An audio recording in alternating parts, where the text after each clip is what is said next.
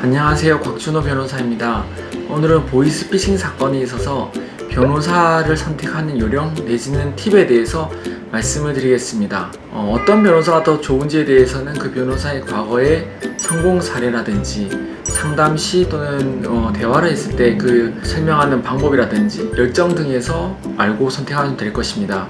하지만 몇 가지 반드시 피해야 되는 점들이 있습니다. 변호사가 상담 시에 다음과 같은 이야기를 한다면 그 변호사는 보이스피싱 사건에 경험이 없거나 내지는 전략적으로 수익만을 위해서 이야기를 하는 것일 수 있기 때문에 피하시는 것이 좋습니다. 그럼 그것이 무엇이냐에 대해서 말씀을 드리겠습니다. 첫 번째는 보이스피싱 사건에 있어서 범죄단체, 즉 범죄단체 조직 또는 가입, 활동 등에 대해서 다투는 것입니다. 보이스피싱 사건은 사기죄와 소위 말하는 범단 이 두 가지 죄로 기소가 됩니다. 근데 사기죄에 있어서는 다툴 여지가 없지만 범단은 빼주겠다. 예를 들면 당신이 활동한 그 정도만 가지고 어떻게 범죄단체가 되느냐, 범죄단체가 되기 위해서는 규율이 있어야 되고 조직이 있어야 되고 명령체가 있어야 되는데 고작 보이스피싱 팀원과 그리고 팀장 정도만 가지고 어떻게 범죄단체가 되냐면서 그 부분은 무죄로 다툼을 하겠다 이런 상담을 한다면은 그 변호사는 조금 피하는 것이 좋습니다. 사실이 그렇습니다. 범죄단체를 보이스피싱 사건에 적용하는 것이 맞느냐, 그러면 그 보이스피싱 사건 뿐만이 아니라 범죄단체가 아닌 범죄가 그럼 어디 있느냐 이런 문제들이 충분히 있고 범죄단체 조직 또는 가입 활동 그 죄 자체에 대해서도 논란이 많은 것이 사실입니다.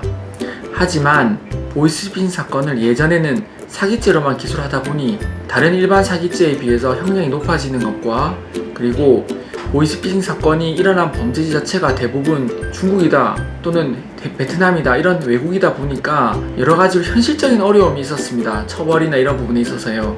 그래서 그러한 고민 끝에 추가된 것이 범단으로 같이 기소를 하는 것입니다. 그런데 그런 저간의 사정을 무시하고 그런 실무를 모른 채 일반적인 이론에만 근거해서 범단 부분을 다투거나 범단 부분을 빼주겠다 하는 것은 그 변호사가 조금 그런 부분에 있어서 부족한 부분이 있을 수도 있다는 점을 생각해 보셔야 됩니다.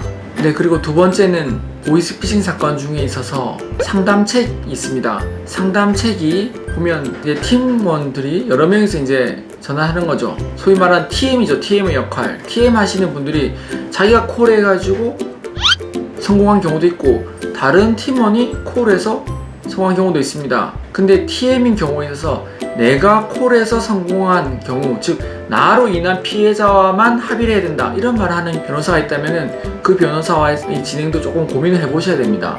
물론 일반적인 생각을 한다면 내가 전화를 한 피해자 외에 딴 사람이 전화한 피해자까지 내가 왜 합의를 해야 되지? 이렇게 생각할 수도 있습니다. 근데 그것이 아닌 점은 공소장에 보면은 피고인의 피해자로 전부 다 잡혀가 있습니다. 범죄일람표에 잡혀있고 그 부분에 대해서 무죄 다툼을 한다 한들 앞서 말씀드린 것처럼 이 사안의 특성상 보이스피싱 사건의 특성상 사기와 범단으로 기소가 되었기 때문에 무죄에서 빠지지가 않습니다. 그럼에도 불구하고 당신이 전화한 그 사람만 피해자로 볼 수 있으니까 그 사람만 합의를 합시다 라든지 그 사람만 당신의 피해자니까 나머지 부분에 대해서 다퉈봅시다 라든지 이런 이야기를 상담시 한다면은 보이스피싱 사건의 실무에 대해서는 조금 경험이 부족한 변호사라고 생각이 됩니다. 따라서 이 경우도 피하시는 것이 좋습니다. 그리고 세 번째 경우를 말씀드리겠습니다. 이것은 보이스피싱의 전달책의 경우인데요. 전달책의 경우들은 대부분 벼룩시장이라든지 또는 밴드 내지는 구글 알바 또는 알바몬 같은 이런 어플리케이션을 통해 가지고 잠깐 동안 고수익의 알바를 접해보겠다고 생각을 하고 활동을 하게 되는 것입니다. 그런 경우에 있어서는 자신이 보피범죄에 가담을 한다는 의식 자체가 없기 때문에 본인이 보피범죄에 이용되는지조차도 모르는 경우가 많이 있습니다.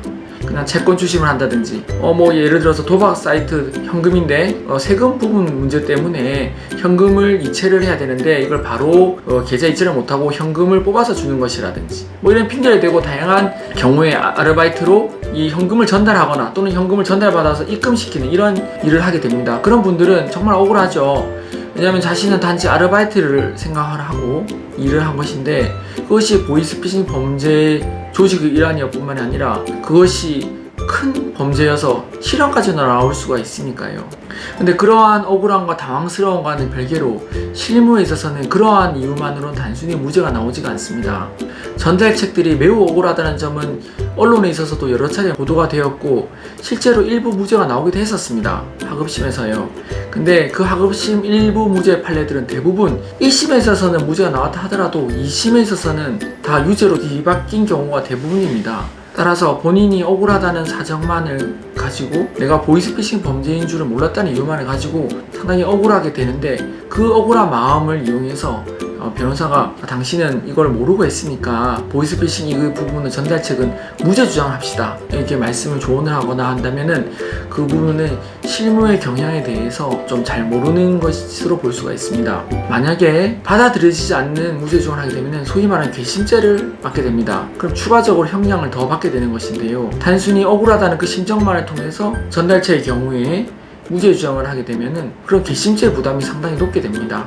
따라서 이러한 실무의 경향에 대해서 잘 알고 판단한 뒤에 비록 심정적으로는 억울하다 하더라도 형사재판이라는 것의 특성상 인정할 것은 인정해야 되는 부분이 있다는 것을 아셔야 됩니다. 근데 이런 부분에 대해서 변호사가 말씀을 안 드리고 그저 억울하기 때문에 당신은 무죄라고 말한다면은 그 부분에 있어서 좀 주의를 해보셔야 될 것 같습니다.